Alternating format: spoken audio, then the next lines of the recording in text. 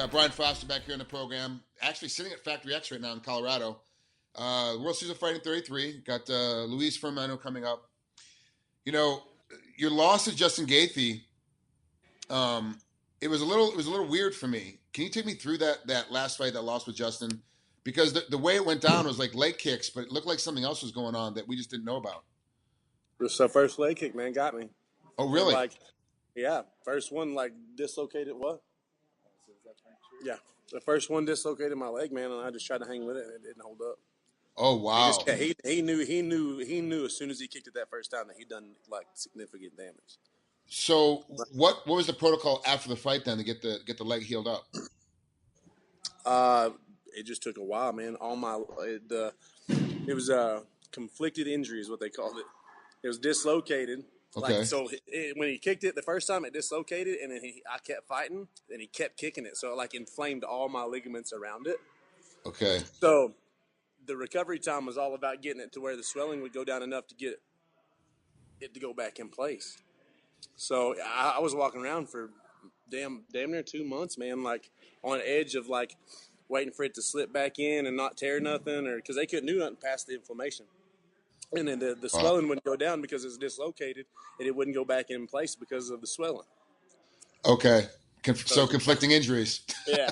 Now it makes sense. Yeah. Wow. So it just sucked, man. It took a little time. You know what I mean? Thankfully, nothing too bad. I mean, it still took the same amount of time, it seems like, but it didn't require surgery. So were you able to train at all during that 2 months, or did you have to stay completely off it? Couldn't do anything. That 2 months couldn't do anything. Wow. Nothing. Okay.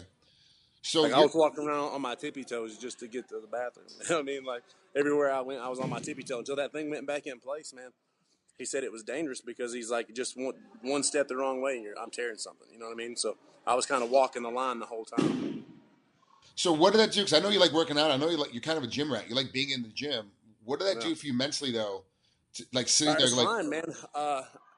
I stayed busy with my kids, man. You know what I mean? They're all athletes, and then just training them guys. You know what I'm saying? Kept me busy, kept me active, kept me occupied. So, you know what I mean? Them guys keep me busy anytime that I ain't got any kind of downtime. So I'm always occupied, man. What do your kids do? You said they're athletes. What do they do? Oh man, my oldest ones, they're all playing football this year. I got a 10, 12, and 14-year-old. They're all playing football this year. So we got that going on, which that takes up a lot of the after school time. And then, when they got downtime, they're not practicing that. Then they're in the gym wrestling. So. And so, what weight is your 14-year-old going to go this year in wrestling? Huh? What weight is your 14-year-old going to go in wrestling this year? Go quick, man. He's gained 22 pounds since last year. So. Oh wow.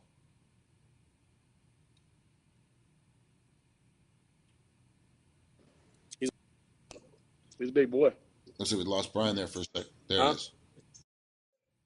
Yeah, we lost you there for a second, but yeah, we lost you there for a second. So it said he gained about 22 pounds in this last summer. So that's a big kid, you know. Oh yeah, man. He's I don't know, 5'10". You know, he's a freshman. He's 14, 5'10", 100, probably 148 pounds, 150 pounds right now. Wow, geez, good for him. So that awkward stage now because he put on so much size. He's not sure what to do with it all yet. Oh yeah, they were just baffled by him. He didn't do no off-season football, so they didn't see him over the summertime, and he just stayed in the gym with me the whole time. And the kid just got beefed up and just tossing bodies around all day. Nice, that's great. He gets out there on the field. The coach is like, "What the hell?" You know.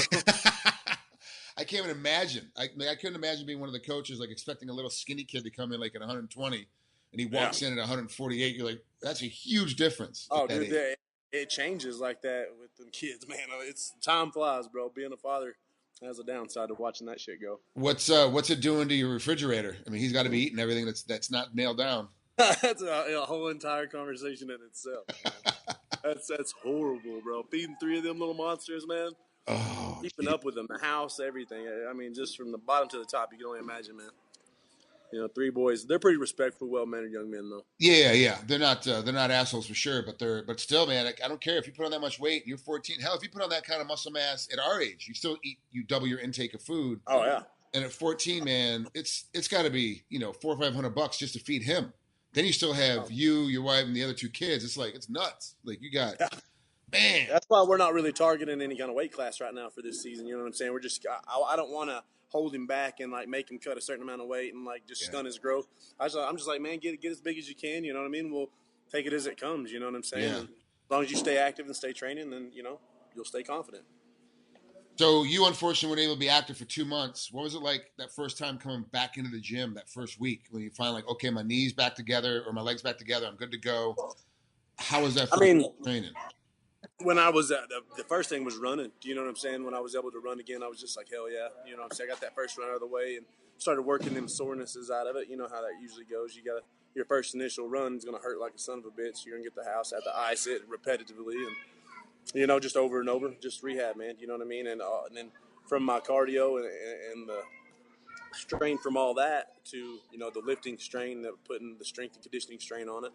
And then, yeah, man, from the whole process, I was grateful to be able to get back at it, man. You know what I'm saying? From training them to do it, to going back to do it myself, just revives that fire, man. You know what I'm saying? The love of the game. So how do you feel about Luis as an opponent? Like, do you feel like he's, you know, it's a good matchup for after having an injury like that and having to spend that much time off and get ready to get back into it? It's a good opponent for you at this point? Yeah, I feel like that, man, because like if you look at his record, majority of them is decisions, man. This is one of those fights. It's like if I play in his game, and you know the only way he beats me is by decision. So, you know what I'm saying? If you look at the records, you know, on paper, and then you know he's the one fighting fire here, man. He got to keep me from finishing him anyway. So I feel like it's a good opportunity for me to get the finish and you know good step back up that ladder. You know. If you look at his wins, he wins by submission 7 times and 11 decisions with one KO, and he loses a lot by decision as well. He says 6 losses, 5 by decision and 1 by submission. It's going to be a tough task, I think, for you to submit him, but I think you're going to beat him in a decision too. If he gets that far, I think you're going to beat him as well. But he's also one of those guys that, as you push him, he will start making a lot more mistakes. So if you capitalize on those mistakes, then obviously you'll be able to catch him a lot quicker. But yeah, this fight for me is going to be super exciting. I can't wait to watch it happen. Right, yeah, he's an Energizer Bunny, man. He'll come forward on me until I put a stop to it. So, you know, it's a good test for me. Is like, as far as what Justin did, putting that pressure on me. You know what I'm saying? He's going to kind of try to do the same thing. So I have to battle that same kind of situation, and you know, hopefully I get the win and I can move back up and face that dude. What was it like coming up with a game plan for Luis? Because you know he's going to come at you, just like you said, just like Justin did. But you had a bit of a problem with it when Justin did it because you got injured, not necessarily because you had a problem with the attack. You just got hurt right away. So what was it like coming up with a game plan for this guy? Well, first thing is put my emotions in check, man. You know what I'm saying? You past any kind of damage, you know, any kind of pain. You know what I'm saying? Be able to persevere for a moment, and you know, don't get so emotional and cave on the pain aspect of it. Stay out of it, counter it, stick to the game plan a little more. You know what I mean? Outside of that, nothing really change a whole lot. I'm gonna, you know, fight a decisively different way this time. Yeah. Not so much fire with fire, you know. Yeah, I can definitely imagine. I don't want to get too deep into it because I know you like to keep your game plan to yourself. So that's Brian Foster getting ready to fight Luiz Firmino coming up here, World Series of Fighting 33. It's in Kansas City, Missouri, the Memorial Auditorium Arena. Great venue. It's a great spot to have WSOF. It's not too far away from home for you, so you're not having to fly too far. Getting from 4 hours. Colorado. Yeah, it's real quick. It's real easy. It's not like you're having to go, you know, all the way clear across the country or to a different country entirely. So that makes it easier as well. You feel good for this fight? Everything's obviously healed up knee-wise. Mentally, you seem to be in the right spot. Weight-wise, I got to ask, how's your diet for this thing? It was good, man. I mean, that was pretty much the one aspect of the whole thing that I could keep in control of my downtime. You know what I'm saying? I feel like that's when you're able to exercise, you can kind of lean towards those cheat days and stuff like that, man. But when you can't do anything all the time, you kind of got to stay on the grind all the time. So that was the one thing we kept in check the whole time, man. So I never miss weight, and I'm never gonna. So. Yep, I like it, Brian. I like it. It's good to see you back. I'm glad you're healed up, and I can't wait for this fight, man. Brian, thanks so much for coming on. Have a great rest of your training camp. We'll talk again later. Absolutely, brother. I appreciate it, man.